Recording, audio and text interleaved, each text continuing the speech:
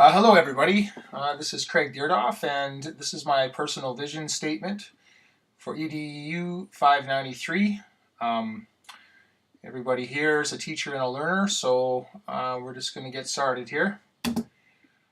I basically condensed my personal vision into one statement, which is building knowledge and insight through collaborative cooperation and intimate communication.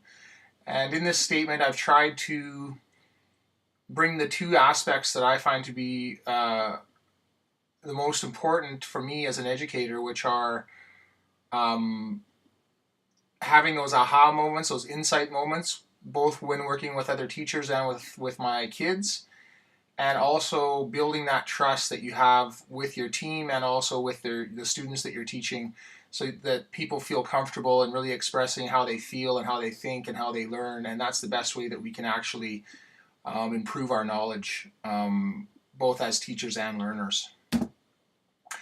This is the value skill cluster that I did. So knowledge, insight, global harmony, word, and human dignity were my main goals. My means were intimacy, limitation, celebration, research, ritual communication. For focus, my belief, philosophy, and value was highly selected. Also, for my personal focus, integration, wholeness, service, vocation only selected once. So my personal focus got selected a lot less.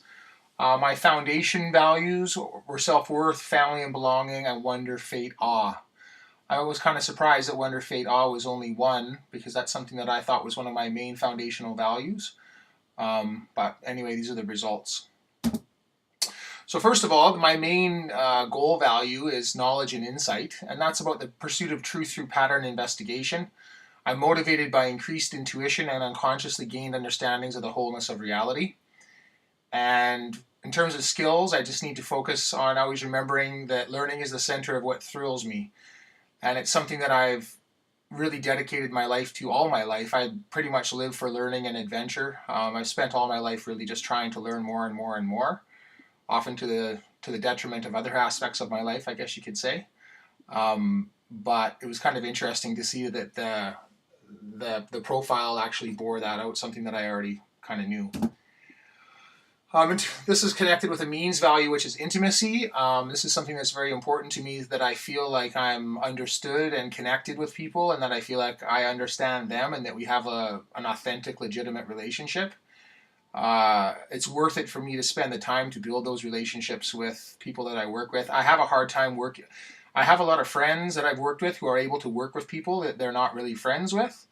I have more problem with that than other people do. It's something that I'm working on, to be able to sort of keep some sort of personal distance from my coworkers. Usually I end up being quite close with my coworkers, and I find that I feel more productive and more motivated when I'm working with people that I feel emotionally connected to.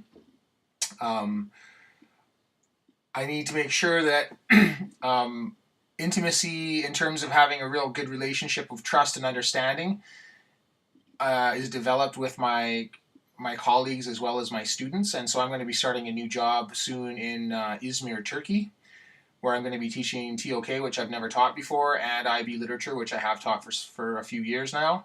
And so I'm coming into a new team, new kids, new country, new culture.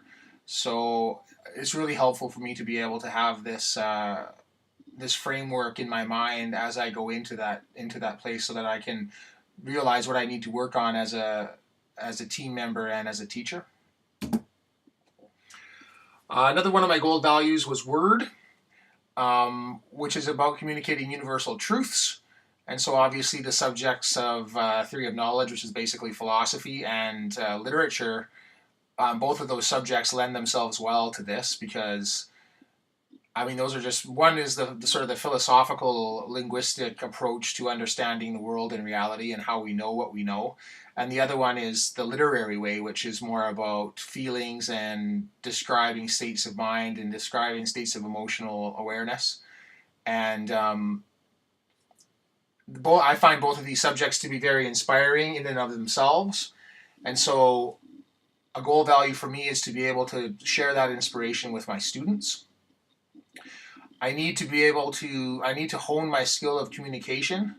so that I can communicate authentically and clearly with the people that I work with and the students that I'm teaching. And I think probably starting this year, I'm going to spend more time working on my ability to communicate with the wider school community, like parents and maybe administrators who are not exactly in my department. I think I'm going to try to spend more time working on creating extracurricular activities if the right extracurricular activities don't already exist at my school. So maybe something like Model UN or something like that, or a World History Day is another option that I may look into. But I want to get a couple other activities where I'm working with people that I wouldn't usually work with. Another means value of mine was research, which is the systematic investigation and contemplation of the nature of truths and principles about people and human experience for the purpose of creating new insights and awareness. I'm going to be doing the second year of my Master's of Educational Studies degree while I'm working in Turkey, so it's kind of interesting that this came up. Obviously, there's next year is probably going to be the biggest research year of my life thus far.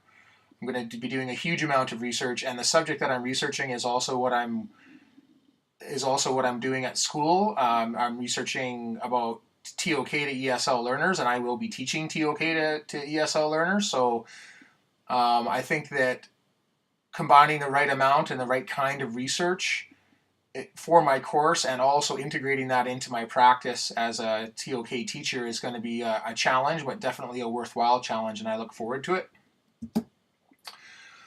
If we have a look at the foundation values, my main foundation value is self-worth, and this is something, when I'm working with people, it's really important that everybody who is there respects each other.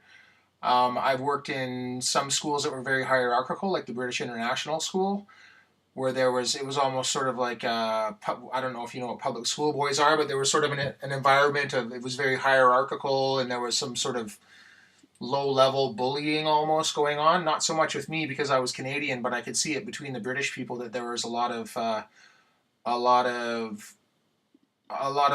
sort of mind games that were going on between them. I didn't really understand it because it's not my culture, but it's not the way that I like to work as a Canadian. And one thing I have noticed when it comes to people from Canada, especially, and other cultures that are similar, where it's all about assuming that the person is worth, you assume that the person is worth all of your effort and all of your patience, and generally speaking, that's going to bear out that way. And so I want to be experienced as a courteous and supportive person that's helping anybody who's having any kind of difficulties. That's my job really in life, is to facilitate other people's learning and other people's improvement. And so I want to get better at that. Human dignity is another means value of mine. This is really about, this sort of speaks to my views about social justice. My undergraduate degree is in political science. I started out working in South Africa during the end of apartheid, and also I was working for the Canadian government in Indonesia. And so economic injustice and poverty is something that I have a real issue with, and it's something that I've spent many years of my life working to try to do something about it, however small that may be. And so it is a means value that I have, and hopefully I'll be able to, I hope some of those concepts and those values will be part of what I'm doing in TOK, particularly in TOK, but also in literature, so that I can give these kids an opportunity to think about those things, because I think they're a very important part of being a well-rounded human being. When it comes to my institutional focus, this is something that I've had a problem with in a lot of times in my life, where I don't generally trust bureaucracies and I don't generally trust institutions. I'm at a stage in my career right now where I actually need to, I'm hoping and I'm going to do everything that I can to make sure that this institution that I'm going to, that I can make the institutional structure work for me and for me to work for the structure, so that the structure benefits from me and I benefit from the structure. I've had that experience sometimes in some jobs, probably about half the positions that I've ever had, I've had that experience. I've also had the other experience where the things that I think I need to do for my kids as a teacher are actually hindered by the structure of the organization, and then you feel like you're sort of you're always sort of restrained or tied back by the organization in terms of maybe class sizes or things like that, where their main concern is financial and not so much, and making as much profit as possible at the expense of the quality of learning that's going on. And I guess that's always a tension in any school between the teaching staff and the management. The management is mostly concerned with numbers. The teaching staff is mostly concerned with what kind of quality education the kids are getting.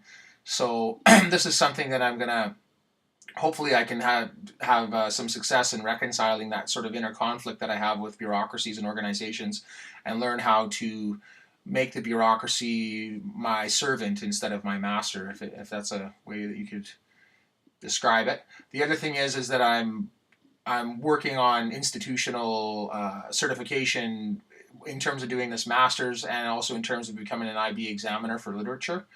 So I've been working towards getting some paper certification to sort of build up a portfolio that way in order to move forward in my career. In my action plan, I'm going to strive to take advantage of the opportunity as a TOK teacher to organize communities both inside and outside the workplace, which work to create space for constructive criticism of injustice and tyranny throughout the world. I will continue to work with activists in Indonesia involved in the Free Ahok movement, as well as communities which I belong to that work toward freedom of expression, freedom of belief, and freedom of the press there. So in Indonesia, there's a guy, he was the mayor of Jakarta, he was named Ahok, and he was basically railroaded into prison on trumped up blasphemy charges because he's a Chinese Christian, and the military junta that really rules Indonesia has used Islamic fundamentalism as a stick that they wield, and they've been progressively stamping out freedom of expression, freedom of religion, freedom of belief, and freedom of the press in Indonesia. And they actually were able to put the mayor of Jakarta in prison on a blasphemy charge, which is preposterous in and of itself. And he didn't really actually even commit blasphemy according to the Islamic regulations. And Indonesia is not an Islamic government; it's a republic. So this is a good example of something that I see that's very unjust. And I will use this as an example in my teaching, and I'll also continue to be involved with a couple of different groups in Indonesia that I work with in trying to obviously reverse the decision that put Ahok in prison. So in conclusion, for my action plan, I want to focus on building relationships that build self-confidence and self-worth in my students and colleagues, as well as imparting a strong ethic of intellectual rigor through the conscious building of cognitive frameworks that empower my learners as well as my co-educators. So I like the idea of cognitive frameworks. Obviously, it's part of the TOK course. It's not just knowing if an idea is good or bad or true or not true. It's that every idea is embedded inside of a cognitive framework, and in order to understand that idea, you have to understand the framework that it's embedded in. Obviously, this is coming from work of people like Wittgenstein and people like that. And so I really like that idea. I like that idea of knowledge as a web. And I was always just sort of thinking about it in terms of what I was doing in the classroom. But now, since I've done this vision plan, I realize now that the idea of a cognitive framework or a knowledge web is also something that can be very beneficial if it's explicitly used in terms of a department or even in a whole faculty. In terms of what our direction is as a group of teachers, as a group of educators, or even in a larger level as a school. And so that's really what I took away from this exercise. And yeah, I feel very positive about it.